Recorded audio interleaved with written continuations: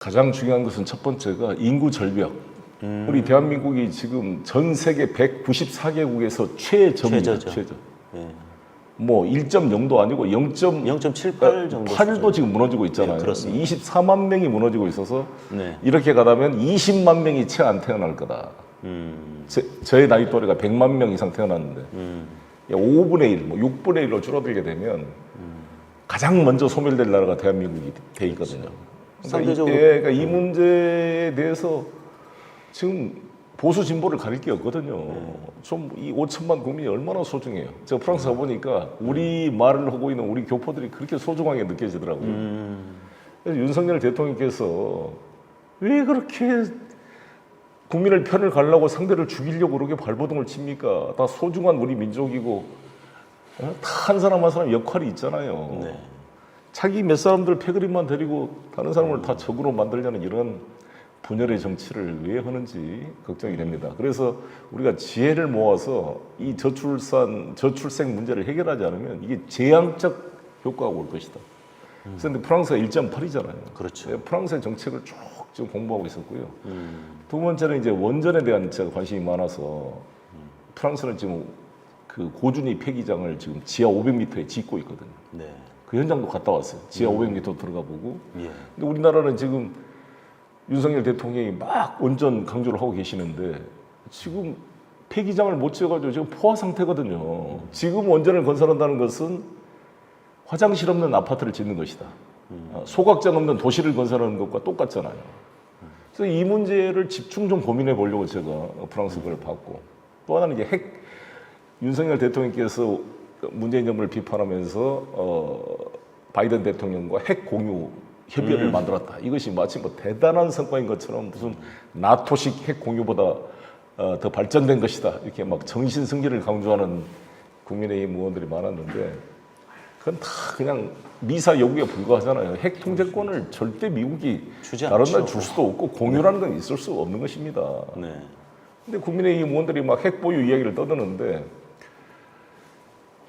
재래식 전시작전권도 가져오는 게 겁이 나서 미국 형님한테 좀 맡아주세요 하는 이런 비자주적인 군대, 비자주적인 정치인, 비자주적인 대통령이 감히 핵 보유를 말하는 것은 언간생신, 어불성설이라고 생각합니다. 박정희 대통령의 발끝도 못 따라간다고 생각합니다. 박정희 대통령은 자주국방의 자세를 가지고 미국의 반대에도 불구하고 백곰 프로젝트를 통해서 현재 대한민국 미사일 강국의 토대를 만들었습니다. 그렇습니다. 나이키 미사일부터 시작해서 이게 발전돼서 지금 현무 1, 2, 3, 4 미사일 강국으로 발전했고 문재인 대통령께서 바이든과 회담을 통해서 중량 500kg, 사거리 800km 미사일 이 제한, MCTR이라고 합니다. 미사일 통제 시스템을 폐지시키고 ICBM이 가능하게 만들었어요. 또한 우주 분야를 해서 그 고체 연료를 사용하도록 가능하게 했고 로켓에서 그렇죠. 우리가 TE라고 그러죠. 트랜스포터블 이젝트 론칭이라 해서 이동식 발사가 가능하도록 미국과 합의를 해냈어요. 네. 문재인 대통령이 대단한 성과를 낸 겁니다. 그렇죠. 세계 6대 군사 강국으로 발전시켰고 네.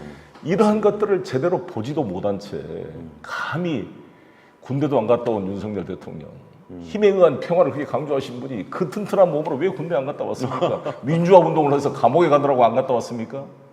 왜 안 갔어요? 부동시 때문에 안 갔다고요? 지금이라도 시력을 한번 검사했으면 좋겠어요. 그런 사람이 이 같이 무슨 힘에 의한 평화, 마치 지금의 문재인 정부는 가짜 평화였다, 무슨 반국가 세력, 정말 입에 담을 수 없는 좀 이야기를 하고 있어요. 이 문제하고 또 하나 좀 우리가 지금 사용 후 핵 연료 재처리를 못 하고 있거든요. 폐기물이 쌓이고 있는데 사용 후 핵 재처리를 하게 되면은 부피가 10분의 1로 줄어듭니다. 폐기물이. 근데 미국이 허용을 안 해주고 있어요. 그러니까 윤석열 대통령께서는 한미 회담 팍 가서 뭐 영어로 노래 부르고 영어 연설했다고 자랑할 게 아니라 이 사용 후 핵 처리 재협상 이 권리를 받아내는 게 아주 중요한 과제입니다. 그래서 이번에 프랑스는 그게 가능하거든요.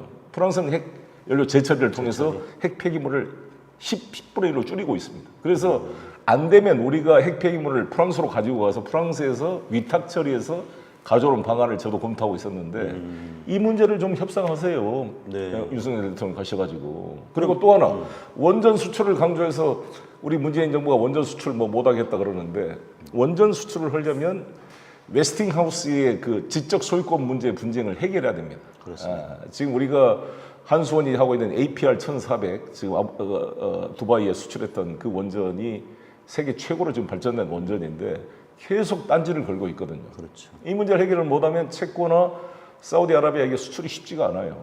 이 문제 한 번도 한미 정상회담에 의지해서 제기를 않고 있거든요. 네. 그러니까 아무것도 안 되고 있어요. 그러니까 이 문제를 받고 그다음에 이제 기후 변화 문제인데 지금 우리나라 재생에너지 비율이 이거 10%도 안 되잖아요. 네. 그 이렇게 가다가 그 어떻게 되겠어요? 이제 나중에 재생에너지 이로만 알리100 그러니까 알리100이 뭐냐고 막 물어보고 그랬습니다만 이 알리100이 뭔지는 알았겠죠. 이제 대통령이 되셨으니까. 네네. 근데 이재명 후보가 알리100이 뭐냐 그러니까 몰랐잖아요. 네네. 모를 수도 있는데 알리100이라는 게 재생에너지를 100% 쓰는 제품이 아니면은 이제 탄소 국경세가 적용이 됩니다. 2016년부터 유럽 시장에 탄소 국경세 도입이 시작되게 되면요.